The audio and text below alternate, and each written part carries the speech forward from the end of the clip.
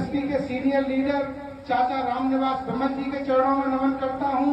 बहुजन mission के सिपाही आदरणीय सुभाष जी बजेरा का मैं अभिनंदन करता हूं और यहाँ पर अलीगंज एवं दूर दूर से आए हुए सभी मिशनरियों साथियों का मैं इस कार्यक्रम में बहुत बहुत अभिवादन करता हूं, स्वागत करता हूं। और साथ ही साथ अपने बड़े भाई बीएसपी विधानसभा अध्यक्ष भाई मदन लाल लारा जी का बहुत बहुत आभार व्यक्त करता हूं कि उन्होंने मुझे मंच पर समय देकर जो स्नेह दिया है उसके लिए आभार प्रकट करता हूं। दोस्तों, काफी बातें बाबा साहब को लेके हमसे पहले के वक्ता बता चुके हैं और बहुत सारी बातें आपको पता भी हैं। जैसा कि अभी बड़े भाई मदन लाल जी ने बताया कि गोलमेज सम्मेलन के समय जब बाबा साहब को लंदन में अपनी उपस्थिति दर्ज करानी थी तो उन्होंने अपने स्वयं के पुत्र की मृत्यु को नजरअंदाज करते हुए अपने करोड़ों करोड़ बच्चों के जीवन को बनाए रखा। इसी तरीके की भावना के साथ बाबा साहब ने पूरा अपना जीवन इतना उच्च शिक्षित और विदेशों में बहुत अच्छे अवसरों के बावजूद भी भारत में अपने समाज की स्थितियों को अच्छे दर्जे पर पहुंचाने के लिए, उन्हें अधिकार दिलाने के लिए, उन्हें पशुता के जीवन से मानवता का जीवन दिलाने के लिए अपना पूरा समय अर्पित किया।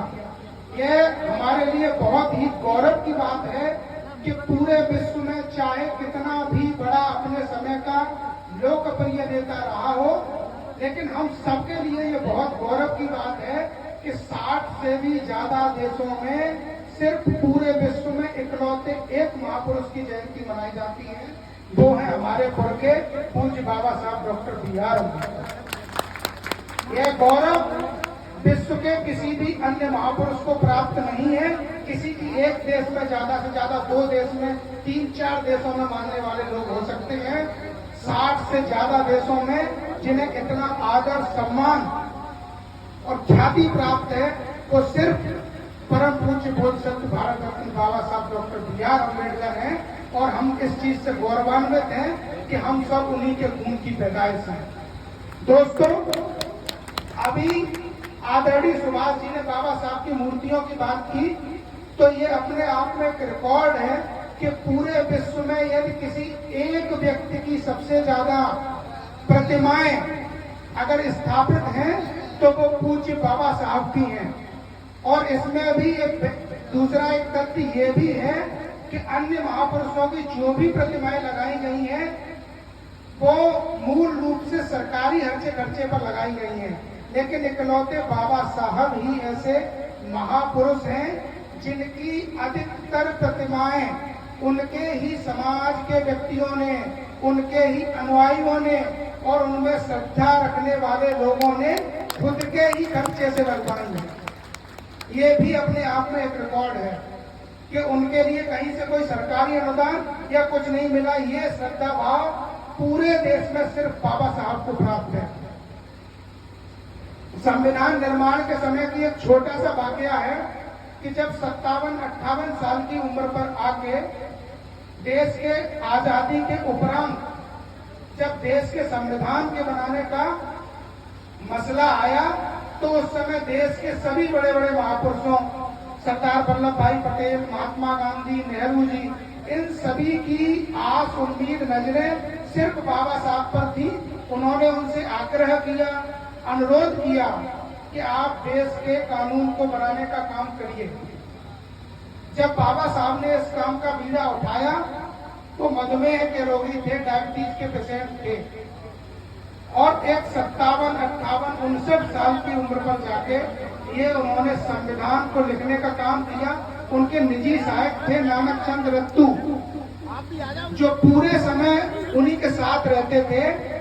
इतने काम के बाद उन्होंने एक दिन कहा कि बाबा साहब, मुझे अपने परिवार से मिलने अपने गांव जाना है। बाबा साहब ने अनुमति दी कि जाओ, गांव होकर आ जाओ।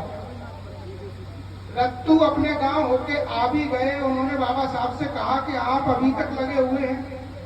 तब बाबा साहब ने उनसे ये कहा कि रत्तू, तुम अपने गांव होके नहीं आए, वो उस काम में इतने ज्यादा तल्लीन थे, ये कहा कि गांव होके अभी नहीं आए, तो उन्होंने कहा कि बाबा साहब हम तो होके आ भी गए। उसके बाद रत्तू ने अपनी बात जारी रखी, ये कहा कि आप मधुमेह के रोगी हैं, आपकी उम्र ज्यादा हो गई है, स्वास्थ्य आपका अच्छा नहीं है, आप इतना काम क्यों करते हो।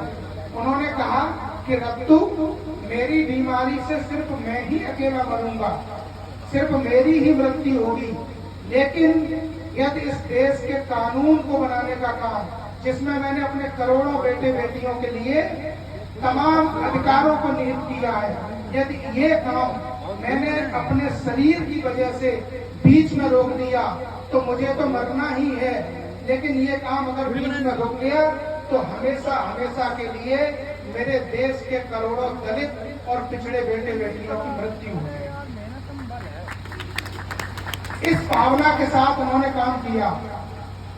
अब भारतेंदु हरिश्चंद्र की दो पंक्तियों के साथ मैं अपनी बात खत्म करूंगा कि वह पथ क्या पथिक कुशलता क्या, जिस पथ में बिखरे सूल न हो।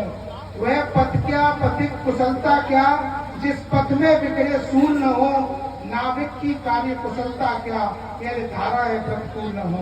इन्हीं शब्दों के साथ आप सभी का पुनः अभिवादन। नमो बुद्धाय, जय भीम।